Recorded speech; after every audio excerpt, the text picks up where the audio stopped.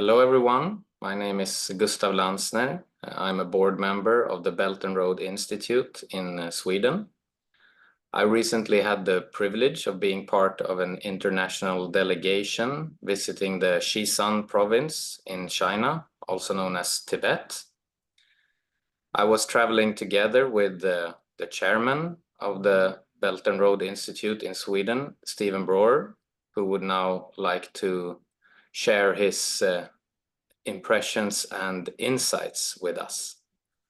So, Stephen, what would you like to share with us today? Well, it was an absolutely incredible and awesome experience. I must say, before I had the opportunity to travel to Xizang, as it's often called, Tibet in here in the West, I had very little idea about what life was like in Xizang. However, that changed quite dramatically in terms of what we were able, as this delegation, able to experience in a relatively short period of approximately only 1 week. First of all, this area in the Himalayas is often referred to as the roof of the world. And when you arrive in the capital of Tibet, it's called Lhasa, the capital city, and it is already at an altitude of nearly 4,000 meters. This is only half of what the general surrounding of the mountainous areas actually are. However, it is directly experienced both because of the lower oxygen levels that one has and needs to account for, which of course our guides were well aware of. Basically, I would say that for me, this was the height of a experience that is unforgettable. The first day that we arrived, we had the opportunity to visit a middle school, which in Lhasa, which is one of the most prominent and approximately 2,000 students between the ages of approximately 13 to, I think, 16. And there we saw the educational process whereby the principal of the school and many of the teachers who we had an opportunity to meet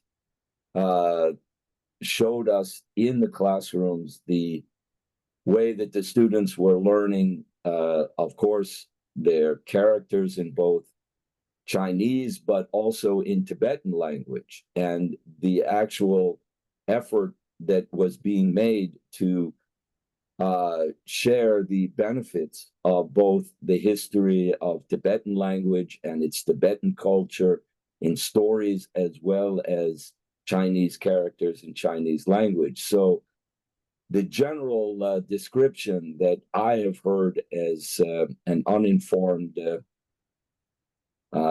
person from listening only to mainstream Western media, that there is some effort to eliminate the Tibetan culture since Tibet is now an autonomous province in China, is simply no evidence for this. Quite the opposite. The integration of both Chinese and Tibetan culture is an absolute clear-cut part of the experience that one has.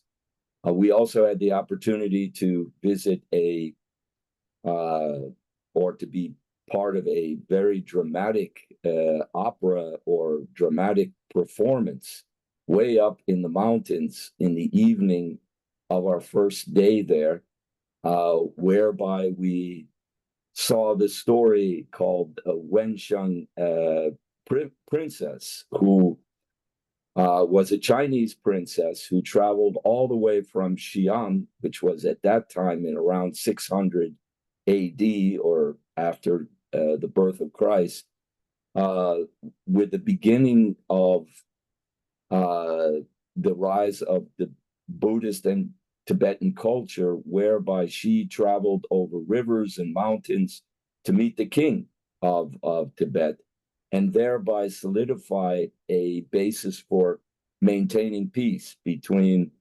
Tibet and the capital at that time, Xi'an, in China. And it's a love story. It's a beautiful event. It's a bit hard to give the full color of the event by words, but I promise that there will be photos that have been taken during our visit that we will share in the coming days and weeks ahead. But it was simply very awesome and inspiring to witness this kind of event and cultural expression. And then we also actually had the opportunity to the next day to visit Potala, which is the main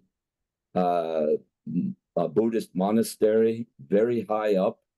It's quite an effort to climb to the very top of the Tibetan monastery there.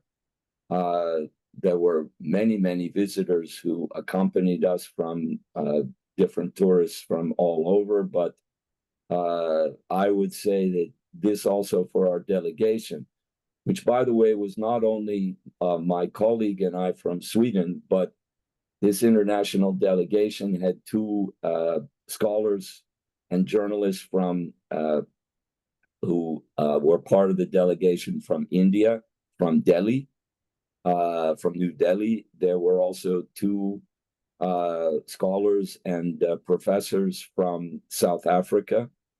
And there was also a gentleman and his wife from France.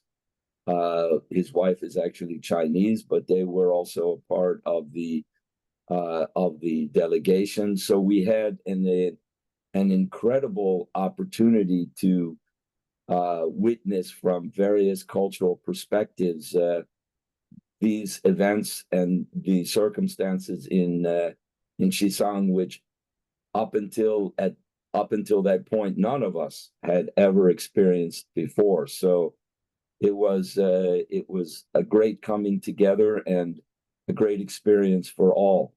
We became very good friends, and I think our friendship will continue, not alone with the delegation, but with many of the friends we met who were part of our guides and responsible leaders from the Tibetan community. I agree.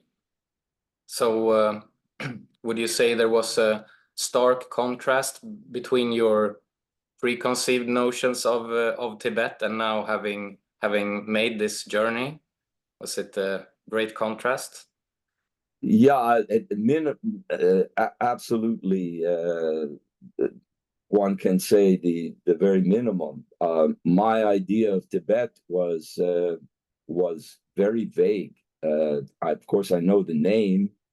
One usually associates Tibet and the area with the Himalayas and the mountains, but it's a totally different story when you actually arrive and see what has gone on. Number one, the development that has occurred in the area of Tibet as a province, the second largest province in China.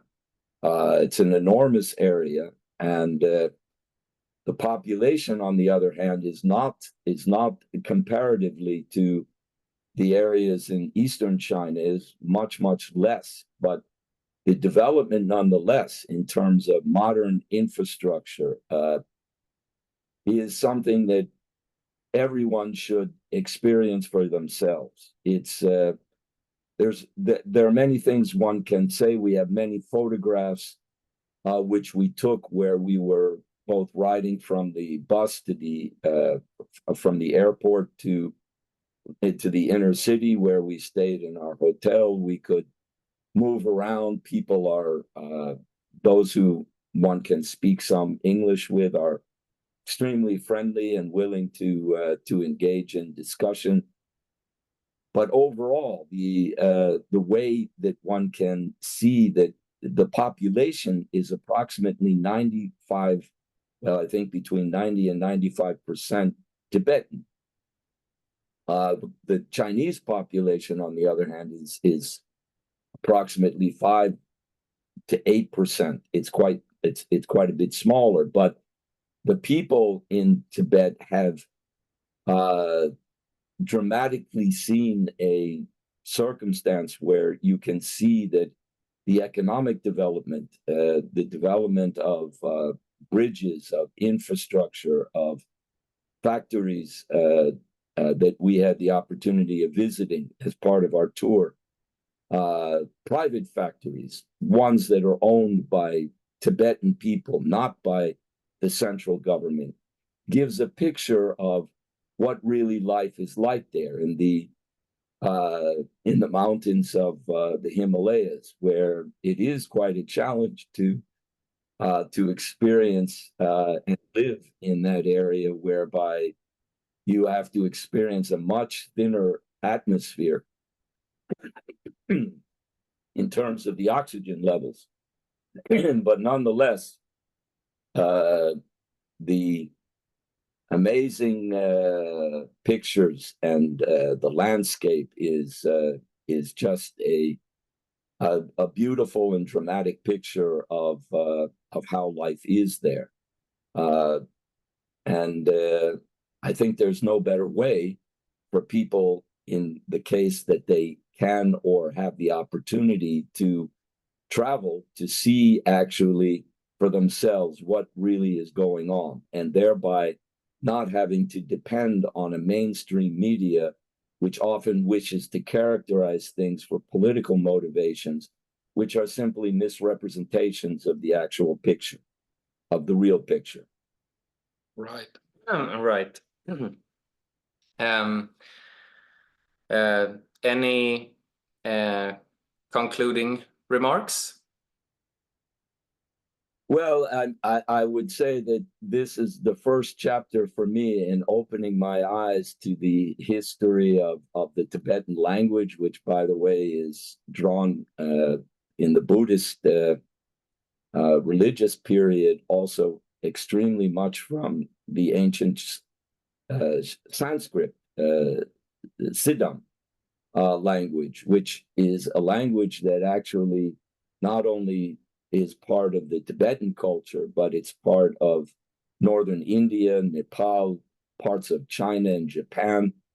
The cultural depth of these areas is actually something extremely important to study and understand if one wants to avoid the superficiality of how often we are manipulated by mainstream media here in Sweden and in the West, which is unfortunately both superficial and often intentionally not prepared to give an accurate picture of the real cultural depth that is part of this area of Asia. And for me, one of the initiatives which I think is highly important that goes beyond the Belt and Road initiative, which of course we and the Belt and Road Institute in Sweden see as a crucial means of building friendship and cooperation between the West and the East. But in addition, the initiatives that have come from the president of China, Xi Jinping, the Global Development Initiative, the Global Security Initiative, and the Global Civilization Initiative, which part of that is people-to-people interaction and communication. And this journey was a very clear example for me of how one actually can see for yourself what is really going on. What can you take in? How can you communicate with the people there and bring back a realistic picture of what you actually experienced? And this was a great example for me of why that is so important. People-to-people communication is essential to promote a realistic and important exchange, which allows the basis for understanding and building friendship in a world right now where I don't think there's any doubt that we need that kind of relationship extremely well. It's extremely essential to maintain peace in the world. Peace and development are aspects of human civilization which we need desperately in order to avoid the other side of adversity, conflict, and unfortunately the dangers of even more serious military conflicts or war. So I think this has opened my eyes, and I recommend that wherever possible, there are challenges in the environment there, which I don't think people should be unaware of. It is extremely high, as why they call it the roof of the world. But it is a unbelievably enriching experience.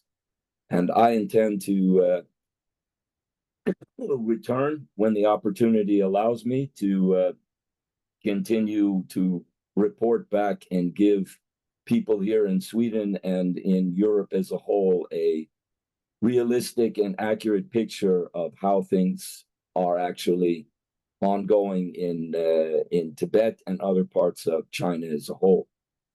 So thank you for having me and doing this short presentation and interview. I look forward to more opportunities to share our experiences. Thank you.